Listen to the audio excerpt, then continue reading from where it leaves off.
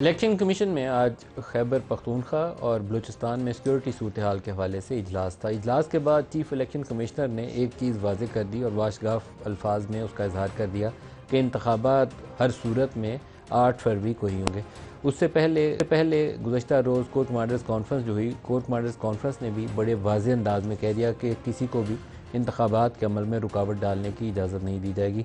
तो एटलीस्ट एक बात के ऊपर इस वक्त सारे स्टेक होल्डर, सुप्रीम कोर्ट पहले कह चुकी है, फ़ौज की जानब से भी बयान आ गया कि वो मुकम्मल सिक्योरिटी देंगे। Election commission of Pakistan constitution और आइन की रोशनी में जो जहाँ जहाँ उनकी ज़िम्मेदारी लगाएगा वो अदा करेंगे। और इलेक्शन कमीशन ऑफ पाकिस्तान जिसकी ज़िम्मेदारी है इंतखाबात करवाना, उसने भी आज कह दिया। और जो निगरान वज़ीर दाखिला हैं जिनके पास चार्ज है गौहर इजाज़ साहब, उन्होंने भी कह दिया कि सिक्योरिटी इस काबिल है कि इंतखाबी अमल आगे बढ़ जाए। बाज़ वाक़यात ऐसे हैं कि तशवीश बढ़ जाती है उनको देख के, खौफ ये आता है कि किसी बड़े सियासी रहनुमा को अगर टारगेट किया गया तो फिर क्या होगा। सूरत हाल ऐसी पूरे मुल्क के अंदर मौजूद है क्योंकि ये जो दहशत गर्द तंजीमें हैं इस वक्त बाज़ इलाकों में बलूचिस्तान में और बाज़ जगहों में KP के अंदर मुख्तलिफ उम्मीदवारों को निशाने पर रखे हुए हैं। पंजाब के अंदर भी इस ख़तरे को रूल आउट नहीं करना चाहिए और बड़ी सियासी जमातों और बड़े सियासी रहनुमा जो है उनकी सिक्योरिटी को यकीनी बनाने के लिए तमाम लोगों को, उनकी पार्टियों को भी और वो इदारे भी जिनकी जिम्मेदारी है सिक्योरिटी प्रोवाइड करना, सारों को सर जोड़ के इस बात को यकीनी बनाना चाहिए कि इंतखाबात पुरअमन तरीके से आगे बढ़ जाएं।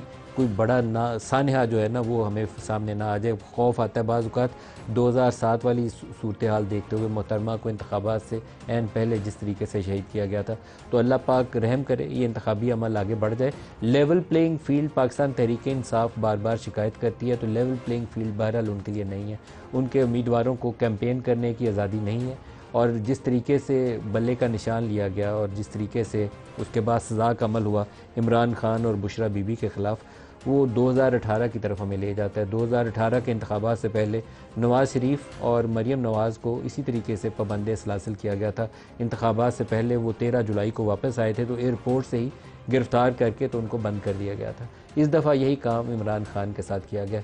इंतखाबी अमल बेहतर होता है जब सारे जो उसके अंदर पार्टिसिपेंट्स, एक पार्टिसिपेटरी जो प्रोसेस है वो ट्रांसपेरेंटली आगे बढ़े। बड़ी सियासी जमातों में अगर देखें तो नून लीग के साथ पाकिस्तान तहरीक इंसाफ और पीपल्स पार्टी कौमी सतह की जमातें हैं जिनकी चारों सूबों में सीटें जीते भी हैं, उम्मीदवार लड़ते भी हैं। अगर ये मुकाबला इनका खुला होता, बराबर की फील्ड, लेवल प्लेइंग फील्ड इनके लिए होती, फिर तो बात सही थी। लेकिन इस दफ़ा तहरीक इंसाफ जो है 2018 में नून लीग की निस्बत ज़्यादा डिसएडवांटेज पोजीशन पे है। नून लीग के पास एटलीस्ट इंतखाबात में जाते हुए शेर का निशान मौजूद था। सेनेट इंतखाबात से पहले उनके शेर का निशान वापस लिया गया था। उसके बाद उनके उम्मीदवारों के साथ जो कुछ हुआ 4-5 साल वो सब के सामने है। इस दफ़ा PTI के साथ यही कुछ होगा। उनके हमायत याफ्ता इंडिपेंडेंट्स अगर जीत जाते हैं तो 3 दिन इलेक्शन कमीशन ने आज कहा है कि उनके पास हैं, अगर किसी सियासी जमात में शामिल होना चाहें तो हो सकते हैं, नहीं तो फिर इंडिपेंडेंट रहेंगे। मेरा अपना इस मामले में ख़दशा ये है कि उनको पुश किया जाएगा बड़ी सियासी जमातों की तरफ। हो सकता है एक हिस्सा IPP के पास चले जाए, कुछ नून लीग के हिस्से में आ जाए, कुछ पीपल्स पार्टी ले जाए, और जो इंडिपेंडेंट्स रह जाएंगे उनका वोट बवक्त ज़रूरत इस्तेमाल हुआ करेगा, जैसे सेनेट में नून लीग के सेनेटर्स का होता है, कभी संजरानी साहब के लिए, कभी गिलानी साहब के लिए।